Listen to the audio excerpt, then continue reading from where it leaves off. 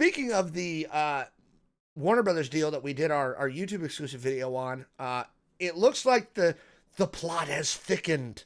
Paramount and Netflix have been battling to acquire Warner Brothers Discovery. Netflix had reached an agreement. Everybody announced it. Everybody's happy. And then David Ellison and Paramount go, actually, we're going to do a hostile takeover bid, right? So first off, let's talk about what a hostile takeover bid means. And what that means is that Paramount presents their thing to the shareholders and convince the shareholders independently, who have to vote on whatever bid Warner Brothers ultimately accepts, right? It's the shareholders who make the decision. He's trying to convince them, hey, we're actually like, we're the ones that you want to go with. We promise, don't do the Netflix deal. And so this is how they do it. And then what they're also trying to do at the same time is acquire 50% plus one share so they can vote in a new board that will approve the Paramount deal. Now, it's risky. They can work, but it's risky. Now, one of the reasons their original bid wasn't taken, and here's what's interesting, right? And this is where they get into the weird accounting of this. And I want to know what you think about this, Jay. So one of the reasons that Warner Brothers said that Netflix's bid was better, right, was they said Netflix is bidding this much money, but they don't want CNN. We're still going to do our spinoff thing, all the Discovery, CNN, all that stuff goes away. It's without CNN. And Warner Brothers valued the TV properties that they were going to spin off at $3 a share, right? Just for the TV properties. That's CNN, Discovery, HGTV, Food Network, all that stuff that they own. Netflix, in their original bid, the one that Warner Brothers rejected, because while it was technically more money, they wanted CNN, right? Paramount wanted CNN as part of the deal, and they only valued the TV networks at $1 a share, right? So that's why it got a little wonky there. It's a little wonky. And so that's what Warner Brothers was saying. You know, Vodafone grabbed Mannesmann, InBev took over Anheuser-Busch. You know, there's a lot of these in the past, but and then furthermore, there's a lot of stuff going on with who's paying for Warner Brothers stuff. His dad, David Ellison's father, the owner of Oracle, he's kicking in $40 billion.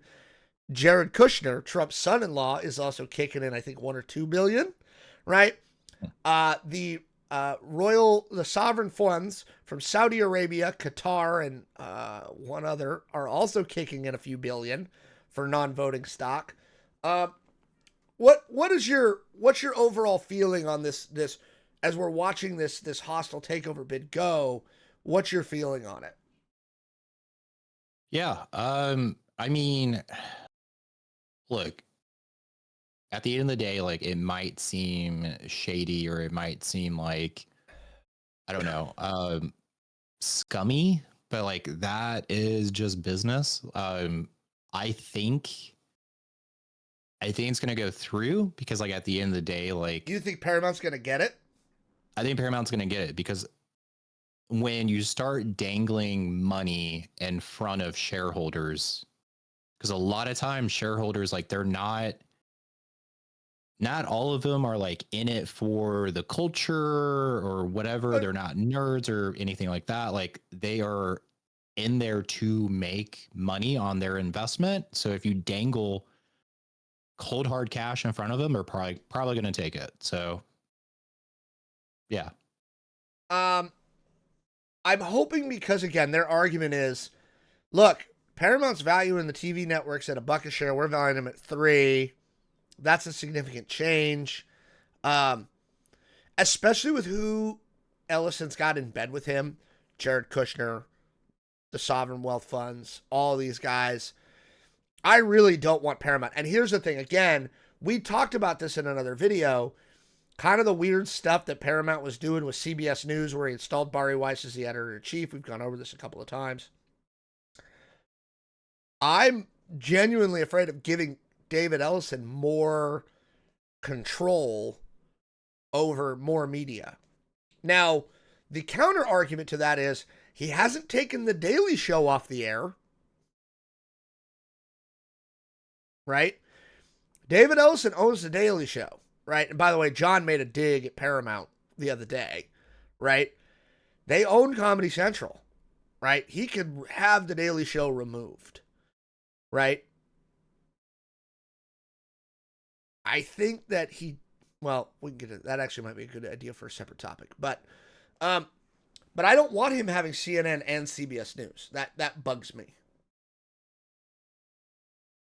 You know, Netflix isn't taking control of the oldest cable news network.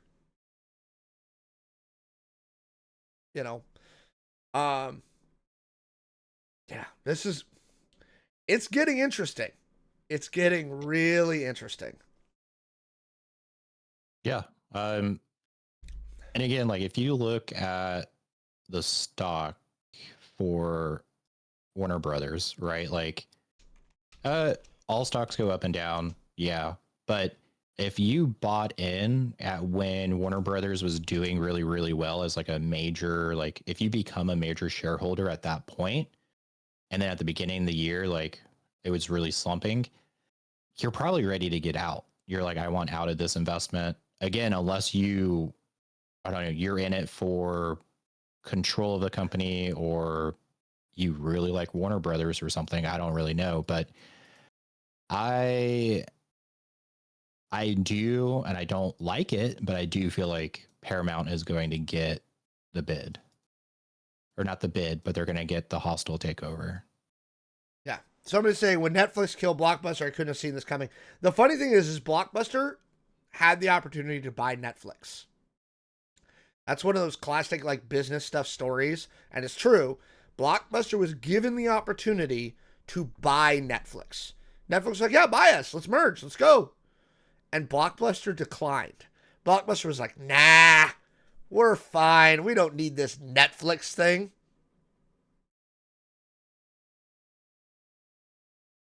I mean, I miss Blockbuster. Yeah. I remember like the beginning of Netflix. It was just like back when they were like you got it delivered to your door. Yeah, disc only. It did seem really like you have to wait. Get sometimes your queue. You have a queue. It's not available versus like just going into a store and just picking up the movie that you want. Like most people don't want to wait a week or more to see the movie. So I could totally see where like Blockbuster was like, no, this company is going to fail. It's stupid. But yeah. Here's what I will say also in Netflix's defense, because obviously everybody was very concerned about Netflix killing theatrical, doing all this stuff. Ted Sarandos this week, since all this has been happening, the CEO of Netflix, has come out, and I'm going to paraphrase what Ted Sarandos is saying. He's basically saying, guys, we don't want to kill the theatrical thing. We want Warner Brothers to just keep Warner Brothersing. They're going to keep doing the theatrical. We don't know how to do theatrical releases. That's why we bought Warner Brothers. And if our idea was to kill theaters, we could buy every major theater chain in America for $7 billion and just destroy them, right?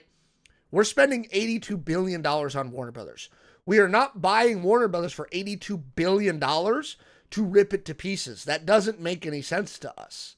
We're buying it because we need their expertise, right? We need what they've done theatrically this year. Unless we forget, they had 7 movies in a row open to more than $40 million their opening weekend, which has never been accomplished in the history of Hollywood, right? They're buying the talent machine over at Warner Brothers. They're buying DeLuca and Abdi, who run Warner Brothers Pictures, who I would have to say have shown that this year especially, they know what the fuck they're doing, right? They're buying James Gunn, right?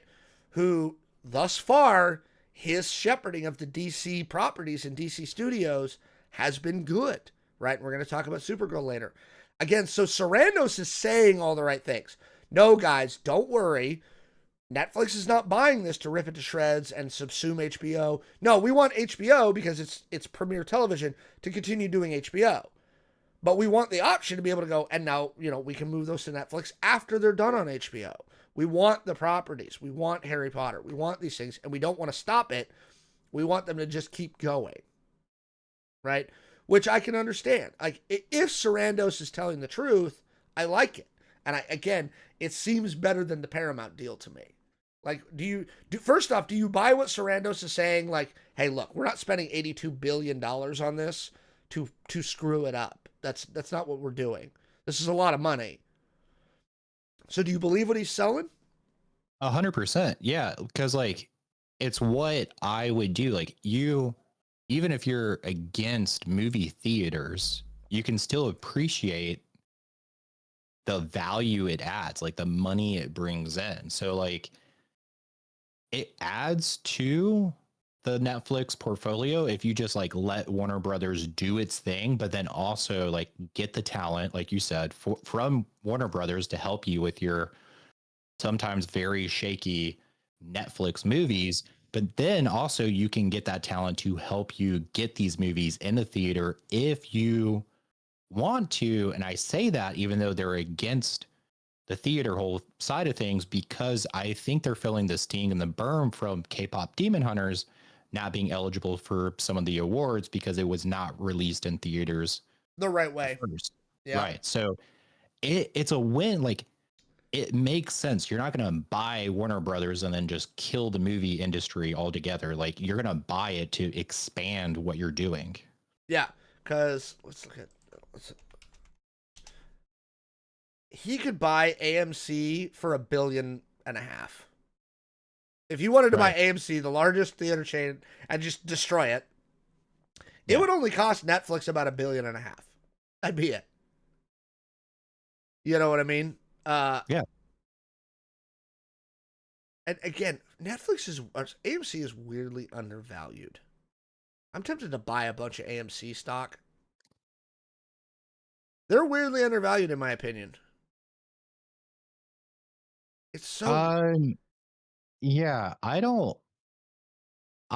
honestly, I'm not entirely sure because I would need to read up on it. I just hit like finals for the past 2 weeks, but I did see a news story about them wanting to issue more shares, which would dilute the like what they currently have, which would be alarming to like buy stock right now. So, yeah. But then also, I was kind of thinking about this the other day, and I do really love AMC. I'm not trying to like bash AMC at all, but like the whole like popcorn pass that they recently did, I kind of viewed that as maybe a way to temporarily generate a lot of cash flow,